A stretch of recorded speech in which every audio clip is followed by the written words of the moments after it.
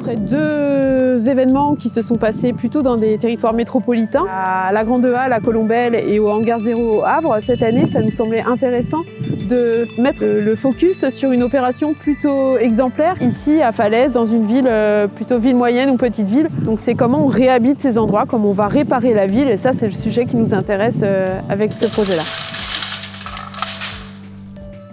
On est à 500 mètres du centre-ville de Falaise, dans le quartier de Guibray.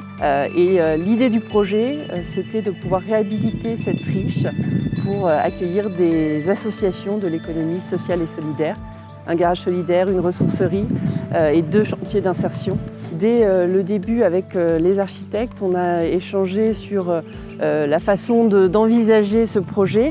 Dans notre société, c'est important de pouvoir réhabiliter tous ces espaces dans les villes pour pouvoir avoir une vraie stratégie foncière sur le long terme. Voilà, les architectes ont vraiment bien répondu aussi à nos demandes, qu'on puisse réutiliser des matériaux qui étaient présents sur le territoire.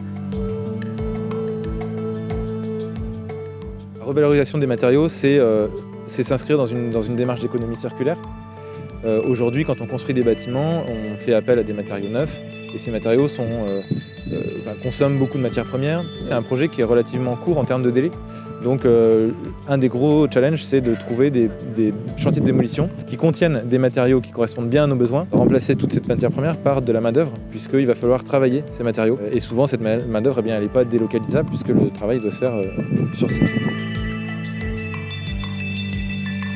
Pourquoi est-ce qu'on continue à construire autant de neuf plutôt que de rénover tout ce qui est vide et qui pourrait être utile pour les programmes qui, ici, en plus, se prêtent complètement à ce genre de bâtiments. C'est des grands hangars avec des structures hyper ouvertes et qui donnent de grands volumes et qui sont donc très simples à réaménager. Donc ça nous permet de répondre à des programmes qui permettent aussi d'accueillir le plus de monde possible dans la ville. Et les hangars industriels ont des bases de travail qui sont très tramées et donc qui, volumétriquement et architecturalement, ne sont pas extrêmement compliqués à réaménager.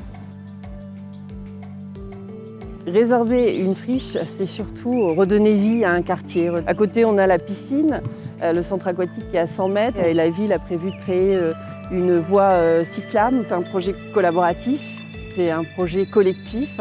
Et donc, dès le début, on a sollicité nos partenaires financiers, que ce soit la région, le département, l'État. Alors là, c'est vraiment un chantier commun, en fait, cette opération, puisqu'on a autour du projet des élus qui sont motivés, des architectes qui vont venir expérimenter et des acteurs locaux qui sont engagés dans l'économie sociale et solidaire. Donc le tout avec des valeurs qui les rassemblent.